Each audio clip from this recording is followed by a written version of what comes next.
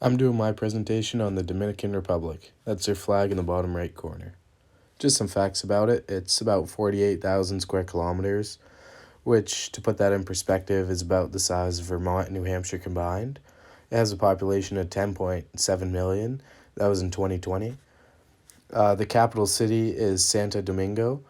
The largest city is also Santo Domingo. The official language is Spanish, and the currency is the Dominican peso.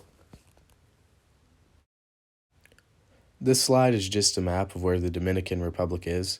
It takes up the eastern two-thirds of Hispaniola, and it's just south of Florida. For a little bit of history on the Dominican Republic, it began in 1492 with Christopher Columbus, where he made Santo Domingo the first permanent European settlement in the Americas. In 1821, the Dominican people declared independence, and then in 1863, there was the Dominican War of Restoration. In 1916, the U.S. occupied the country, and then in 1965, they had a civil war, which was the last one they ever had. And that led to rulership by Joaquin Balaguer. In 1978, they had a move towards a more representative democracy, and then their current leader is Luis Abinader. So they had a relatively calm past. They had a few wars, but not many, and then now they've had a lot of economic growth. Moving into the politics, the Dominican Republic is a democratic republic. They follow a very close system to the United States political system, where they have 4-year terms for presidency, they have an executive, judicial, and a legislative branch. This is a chart on the quality of living conditions by province in the Dominican Republic, and behind it are some pictures that show different examples of living conditions. So in the top left, it's all the buildings are really close, kind of run down. The bottom left, the streets are destroyed, broken down cars. And then you have the extreme opposite on the right side with large cities, nice resorts, and that's the tourism aspect of the Dominican. The chart here shows different living conditions. So the red ones are very poor living conditions, yellows medium to poor, and then as you see there's a one tiny green dot, and that's the best living conditions. As mentioned in the previous slide, tourism is a major part of their economy. It's based on their tropical climate and beautiful sand beaches that they have. And a lot of the areas that are surrounded by tourism are resorts, and those are generally near the wealthier cities of the Dominican. And at the bottom it talks about the conditions of the area. They have thousands of miles of coasts, 250 miles of the world's top beaches, magnificent resorts, hotels, sports, recreation, and that's really what draws a lot of people in there.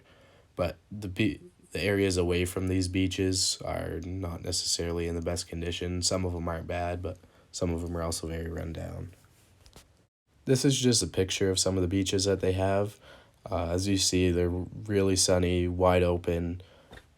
Top left has some trees and there's some boats. The bottom, I think that's a picture of snorkeling in the Caribbean. Though they have a lot of tourism, that's not what their economy is primarily based off of.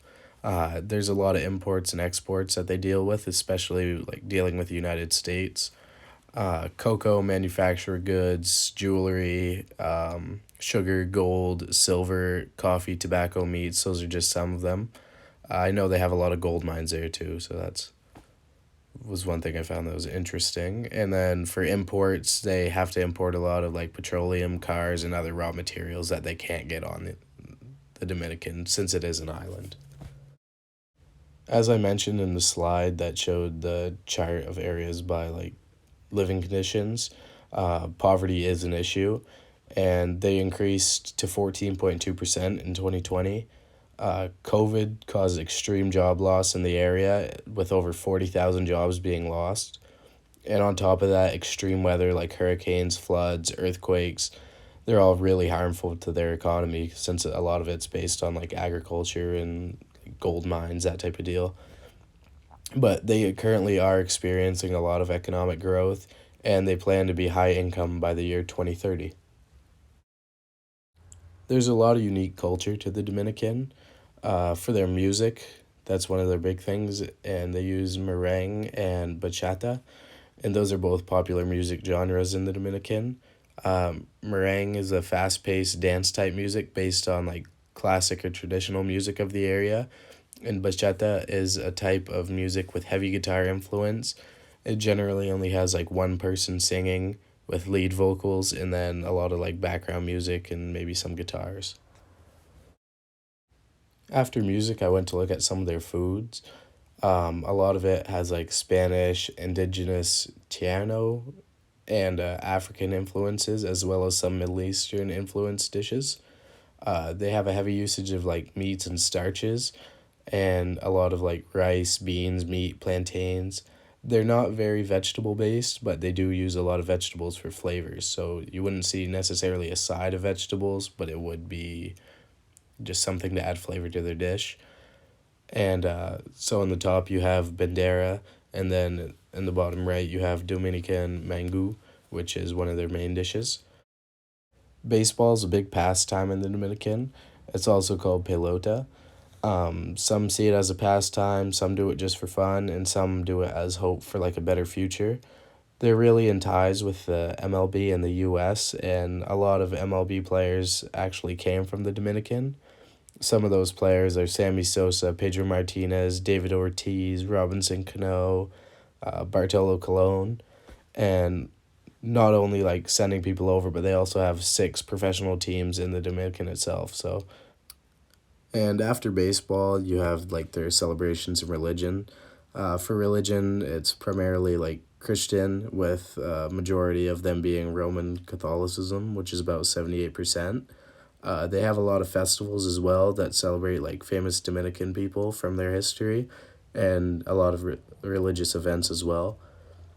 These are just some of them throughout the years, some of the larger ones. And one of my favorites that I found was Carnival on February 27th. And as you see here in the pictures, it's a lot of like dragon masks, a lot of colors, kind of similar to like Mardi Gras for us. It generally takes place throughout February and sometimes during Holy Week in March.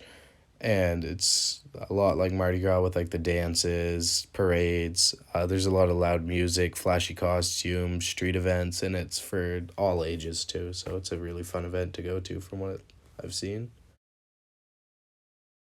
And if anyone wants any more information on like the Dominican Republic, their events, locations, you can go here. I'll show you just some of the stuff from their website.